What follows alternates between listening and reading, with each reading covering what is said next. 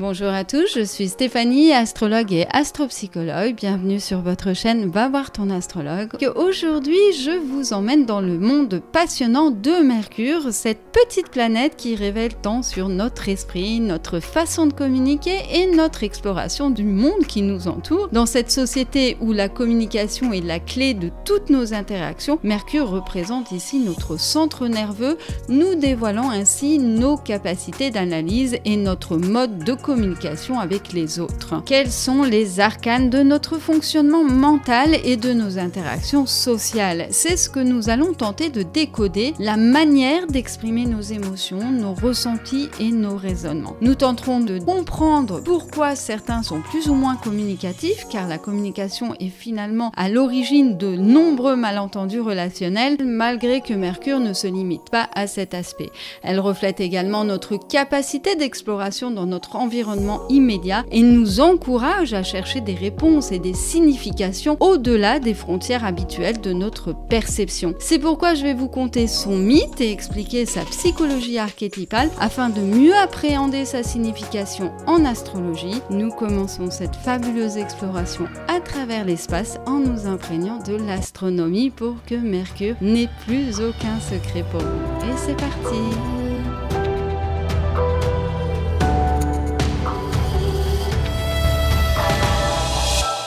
Elle est petite, mais très surprenante. Et c'est ce que nous allons découvrir. Alors, c'est la planète la plus proche de notre Soleil, à une distance de 57 909 km, 909 et quelques. Mercure fait partie des 4 planètes telluriques de notre système solaire, comme Vénus d'ailleurs, Mars et la Terre, avec la particularité d'avoir un noyau plus important, représentant 85% de son rayon, contre 55% pour la Terre. D'ailleurs, on suppose que son noyau, principalement composé de fer et de nickel, est à l'origine de son champ magnétique. Même si il est faible, il est quand même existant. C'est aussi la plus petite des 8 planètes du système solaire en raison de sa proximité avec le Soleil et de son orbite intérieure par rapport à celle de la Terre. Mercure ne s'éloigne jamais de plus de 28 degrés du Soleil. Cela signifie qu'elle peut être observée depuis la Terre juste avant le lever ou juste après le coucher du Soleil lorsqu'elle est au plus proche de l'horizon. Cette proximité avec le Soleil a rendu l'étude de Mercure difficile dans l'Antiquité, où elle était parfois perçue comme 2 entités distinctes, Hespéros lorsqu'elle apparaissait le soir et Eosphoros à l'aube. Ce n'est qu'à travers les observations de Ptolémée que l'on a compris que ces 2 étoiles étaient en fait une seule et même planète. Grâce à son inclinaison orbitale de 7 degrés, la plus grande parmi toutes les planètes telluriques du système solaire, elle peut s'élever assez haut au-dessus ou au-dessous de l'horizon terrestre lors de ses phases d'élongation maximale, facilitant ainsi son observation, et c'est probablement grâce à cette caractéristique que Ptolémée a pu clarifier ces données. D'un diamètre de 4879 km, Mercure présente une forme très sphérique. Son orbite est assez excentrique avec un point d'aphélie situé à 70 millions de kilomètres et un point de périhélie à environ 46 millions de kilomètres. Et cette forte excentricité influe sur les marées gravitationnelles qui sont 17 fois plus intenses que celles exercées par la Lune sur la Terre. Et ces variations de force gravitationnelle entraînent d'importantes fluctuations de température sur la planète. Mercure complète une révolution autour du Soleil tous les 88 jours, tandis que sa rotation sur elle-même prend 59 jours. Ce rythme donne lieu à un phénomène tout à fait unique dans notre système solaire qu'on nomme la résonance spin-orbite. C'est-à-dire que pendant qu'elle complète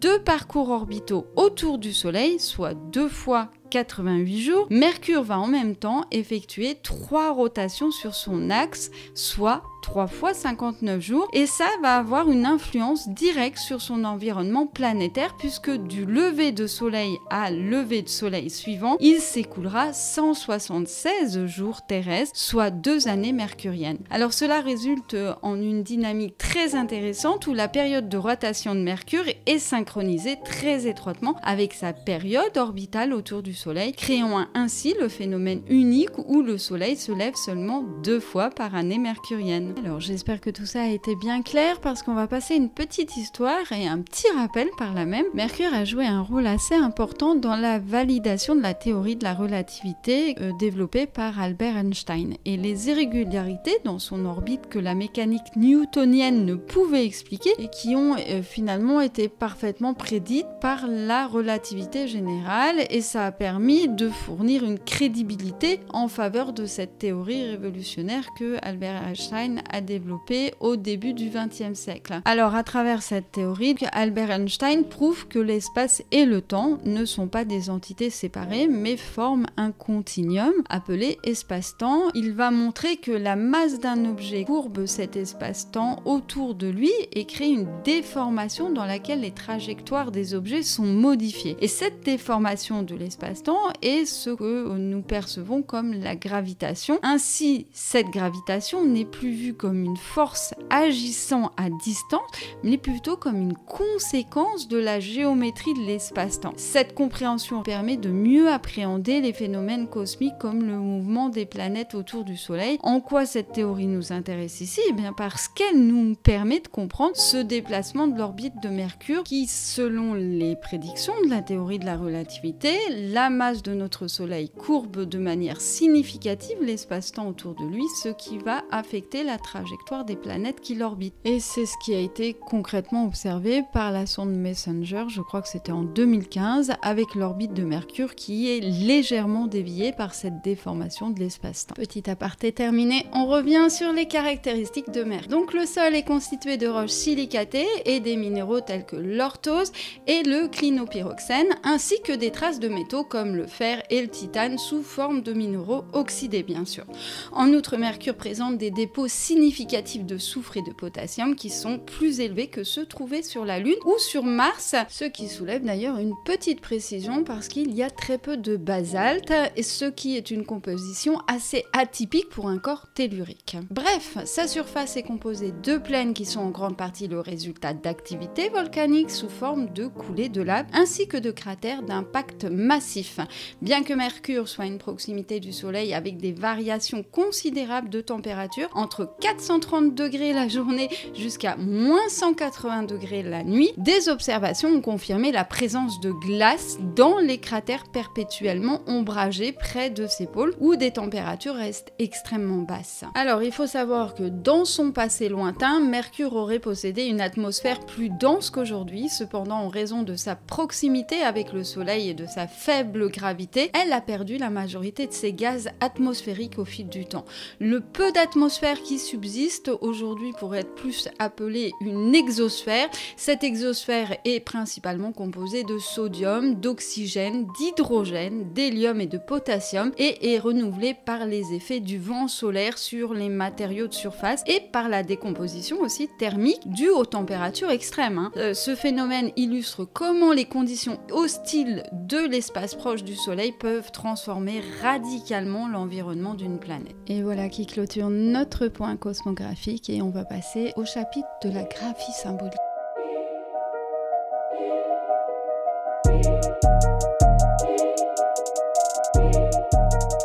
Encore, vous allez découvrir la puissance du symbolisme, je vous laisse écouter ça. Le symbole que nous connaissons en astrologie est finalement le même qui représente l'élément du mercure en alchimie, est composé d'une croix surmontée d'un cercle et d'un croissant sur le haut du cercle. Il est aussi apparenté au caducée de Hermès, issu lui-même du bâton d'Asclépios que ce dernier utilisait pour guérir les malades. Nous avons ici deux principes qui ne sont apparemment pas très liés puisque le dieu Mercure et l'élément Mercure n'ont pas la même origine étymologique. Le nom du dieu romain Mercure provient du nom latin Mercurius, lié au commerce et au voyage, tandis que l'élément chimique Mercure, aussi connu sous le nom de vif argent, tire son étymologie du mot grec hydrargyrum, signifiant argent liquide. Et pourtant, par la symbolique, les deux principes convergent dans le même sens. Et c'est ce que je vais développer ici. Tout d'abord, la croix évoque l'harmonie entre le terrestre et le divin, intégrant les les principes horizontaux et verticaux. Elle représente également les 4 éléments ou les 4 directions symbolisant la nature multidirectionnelle de Mercure. Le rond, quant à lui, évoque le tout, le cycle infini, l'univers, le soleil, incarnant ainsi un élément créateur, actif, vivant, le principe de totalité contenu en toute chose. Le croissant, lui, évoque la lune, rappelant ainsi un aspect passif et réceptif, perçu comme spontané et capable de réflexion. Il symbolise l'acceptation et la transformation. En alchimie, le mercure incarne l'esprit, présent en toute chose, animant la matière par des forces d'attraction gravitationnelle, de dissolution ou de cohésion. Il agit comme un médiateur entre les opposés, facilitant ainsi le processus d'alchimie et favorisant par là même la transmutation des éléments. Il porte également le principe lunaire de transformation d'une phase à une autre. Extrêmement réactif et mobile, il s'adapte à son contenant et se transforme, d'où son nom de vif-argent. C'est ainsi que les significations s'entrelacent, l'élément Mercure et le dieu Mercure convergent dans leur symbolique. Ils incarnent tous deux l'esprit, la rapidité, la transformation, ainsi que la médiation et l'échange d'idées. C'est ça la magie du symbolisme. Les mythes sont véritablement la source de l'expérience humaine. L'origine de l'association de la planète Mercure avec une divinité remonte à la Mésopotamie, où le dieu Nabu, une figure majeure de la période néo-babylonienne, était vénéré comme le dieu du savoir et de l'écriture. Alors Nabu était aussi associé à la planète que nous connaissons aujourd'hui sous le nom de Mercure, une association consignée dans les tablettes astronomiques de Mulapin. La racine sémantique de son nom est souvent interprétée comme signifiant prophète, ou bien également être lié à une autre racine signifiant brillant. Nabu avait la responsabilité d'inscrire le destin de chaque humain sur ces tablettes, soulignant ainsi son rôle dans la divination et la gestion du destin. Bien que Nabu et Hermès partagent certains attributs, nous ne pouvons toutefois pas établir de lien direct entre les deux, contrairement à Vénus et Aphrodite, car leurs cultures respectives n'ont pas interagi directement et leur contexte mythologique et religieux présente des différences significatives. Cela dit, il y a un lien de facto entre Nabu et Hermès, donc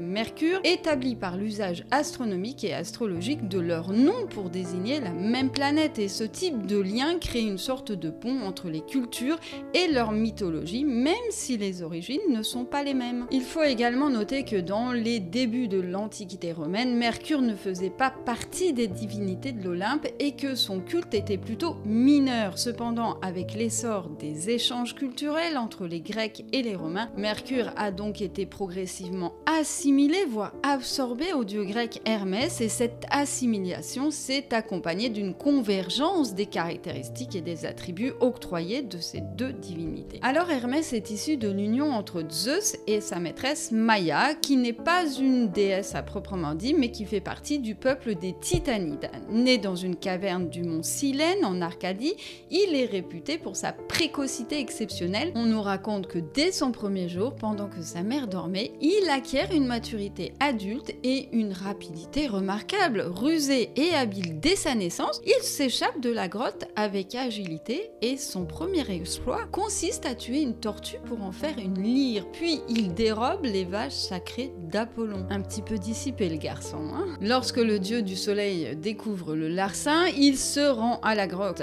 où Hermès se cache et Maia tente de le protéger en prétendant qu'il n'a pas bougé de sa couche. Mais Zeus intervient et reconnaît la faute d'Hermès, et pour apaiser Apollon, Zeus demande pardon au nom de son fils, arguant de sa jeunesse puisque sa naissance ne remonte qu'à 24 heures. À contre-cœur, Apollon accorde son pardon et en signe de réconciliation, Mercure va lui offrir la lyre. C'est ainsi que Mercure devient le grand patron des musiciens, conservant sa réputation d'habileté, de ruse et de rapidité. Donc, dans la mythologie grecque classique, Hermès est souvent représenté comme un vieil homme associé à la virilité masculine, mais dans les représentations plus modernes, il est dépeint comme un jeune homme athlétique, messager des dieux, vêtu d'un sac de voyage, d'un chapeau ailé et d'un bâton. Il est également connu comme le protecteur des voyageurs, mais aussi des bergers, des commerçants, des voleurs, et en tant que psychopompe guidant les âmes des défunts vers l'au-delà. Dans la mythologie romaine, Hermès devient Mercure et ses attributs évoluent afin de s'adapter à la société philosophique épicurienne romaine. Son rôle de messager divin reste prédominant, mais il prend également en charge des aspects plus terre-à-terre de l'économie et du commerce, et c'est ainsi que les attributs qui lui sont ajoutés pour le représenter vont être la bourse, le pétase, qui est un chapeau rond, le caducée, les sandales ailées, ainsi que des symboles animaliers tels que le coq et parfois le bouc. Donc Hermès, ou Mercure, est impliqué dans de nombreuses histoires, jouant souvent le rôle de messager et de médiateur. Par exemple, il intervient dans l'histoire de Jupiter et de Io en avertissant Jupiter de l'arrivée de son épouse.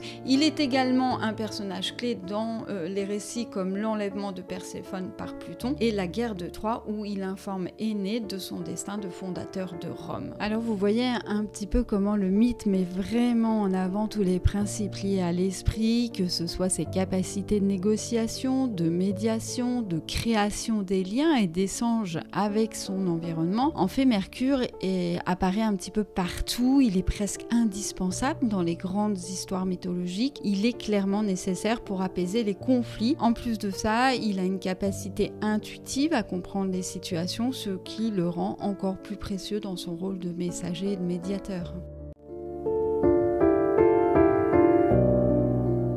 Alors on peut vraiment définir Mercure comme étant le récepteur du verbe communiquer. Et oui, parce que Mercure régit la pulsion primaire de la communication, ce qui le distingue nettement des autres planètes. C'est le centre nerveux, le centre de la pensée logique et rationnelle, mais aussi instinctive. À ce titre, il est l'expression de l'affirmation de soi par le mental. Il représente le centre nerveux de chaque personne, c'est par lui que passe l'influx nerveux qui provient du récepteur sensoriel et qui achemine l'information à notre cerveau. On ne peut pas directement le relier à un archétype car Mercure est une sorte d'androgyne et je vais vous expliquer pourquoi. Vous verrez que beaucoup l'associent à l'animus car il nous montre la manière dont on récolte et analyse les informations reçues en incarnant la logique et la rationalité. C'est le principe masculin qui s'incarne aussi dans l'inconscient féminin, mais il représente aussi une part de l'anima, quand les qualités de la personne sont liées à des aspects de sensibilité,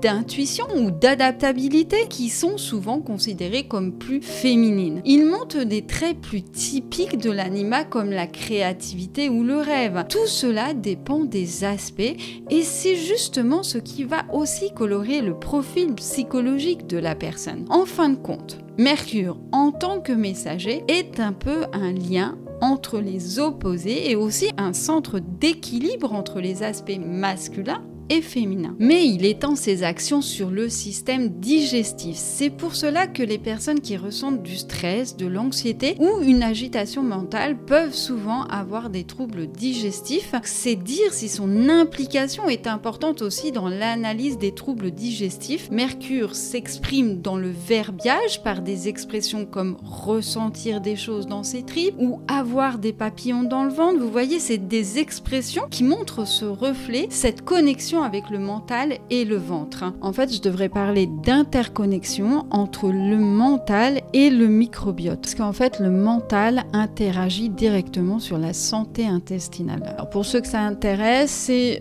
une réaction qui a été mise en avant par le docteur Hans Selye, je crois que c'était au milieu du XXe siècle, où il a compris, analysé les mécanismes physiologiques en jeu. Et on voit bien que le stress va mobiliser le centre nerveux qui fait partie du système nerveux autonome et qui va préparer le corps à l'action en réponse à un danger immédiat ou justement au stress. Et c'est ce qu'on appelle une réaction de combat ou de fuite qui va affecter la digestion. Petit aparté terminé, on revient sur le profil psychologique. Donc Mercure agit un petit peu comme un miroir de notre personnalité psychique et mentale, influençant la manière dont nous pensons, dont nous analysons et communiquons. Il est donc un facteur clé dans la compréhension de de la communication et de l'adaptation en équilibrant harmonieusement les aspects masculins et féminins de notre être. Donc, il contribue à la façon dont nous percevons et interprétons notre environnement. Il va influencer aussi notre capacité à réfléchir et à analyser et à exprimer nos pensées de manière claire et cohérente. Et selon les aspects de Mercure, on peut voir justement comment une personne est capable de jongler entre les différentes perspectives et de s'adapter rapidement aux nouvelles situations. C'est ce qui permet un petit peu à certains de s'exprimer de manière fluide et articulée, tandis que d'autres peuvent être plus réservés ou hésitants. Et ça, c'est ce qu'on va voir avec le lien de votre Mercure aux planètes transpersonnelles. En outre, Mercure régit également la façon dont nous interprétons les informations sensorielles et comment nous les intégrons dans notre perception de la réalité. Là encore, il fait le pont entre le bien-être émotionnel et physique. Pour conclure, l'analyse de Mercure permet aussi de trouver cet équilibre entre la logique et l'intuition, entre l'analyse et la créativité, nous permettant de communiquer plus efficacement, de nous adapter à notre environnement et de maintenir un équilibre intérieur entre nos différentes facettes psychiques. Comme toujours, il y aurait encore tellement de choses à dire, mais on va s'arrêter là. Vous avez ici l'essentiel du profil archétypal mercurien, ce qui nous permet de passer à l'essence du principe astrologique. Mercure demande une attention toute particulière dans un thème natal et on va voir pourquoi. On a vu que Mercure est le centre nerveux et le récepteur sensoriel. Il représente l'expression et l'affirmation de soi par le mental. En astrologie, Mercure nous parle donc de notre mental, de notre réceptivité et de la façon dont nous acheminons les informations. Il met donc l'accent sur notre type de pensée, notre raisonnement et notre communication. Le fait que Mercure soit le centre nerveux montre qu'il régit notre système de communication interne mais aussi externe. Il est en charge de notre pensée rationnelle et de notre logique, mais aussi de notre intuition et de notre créativité. Par exemple, il nous aide à comprendre ce que les autres disent ou expriment dans leur langage corporel, et ensuite, il nous aide à formuler nos propres réponses. Lorsqu'il est en dissonance, par exemple, avec Saturne, Mercure peut entraîner une pensée critique et rigide, tandis qu'en harmonie, il peut favoriser une pensée structurée et claire. De même qu'en dissonance à Neptune, il peut provoquer une pensée confuse, mais en harmonie, il peut inspirer au contraire une réflexion imaginative et intuitive. Alors rien n'est fixé, bien sûr, puisque dans les aspects, ce sont des forces à travailler et à équilibrer, surtout quand elles sont en opposition. Lorsqu'il s'agit de la réceptivité et de l'acheminement des informations, Mercure décrit la manière dont nous traitons les données que nous recevons dans notre environnement. Et c'est pourquoi il est si important dans l'analyse de notre communication, qu'elle soit verbale ou non verbale d'ailleurs. Mercure influence aussi la façon dont nous nous exprimons et interagissons avec les autres. Et selon les aspects, nous pouvons déterminer notre manière de parler, d'écrire et même de penser. Ce qui m'amène à vous parler des transits de Mercure qui peuvent également symboliser la réception de nouvelles, une formation, des affaires administratives ou notre statut individuel qui touche plutôt à notre identité. Par exemple, j'ai une cliente qui, lors d'un passage d'Uranus conjoint à Mercure en révolution solaire dans la maison 4, a changé de nom de famille parce que c'était un transit majeur qui tombait juste sur le fond du ciel natal. Donc ça symbolisait vraiment une coupure avec ses racines. De plus, Mercure est aussi lié à notre intellect, notamment ce qui concerne notre capacité d'apprentissage et d'adaptation.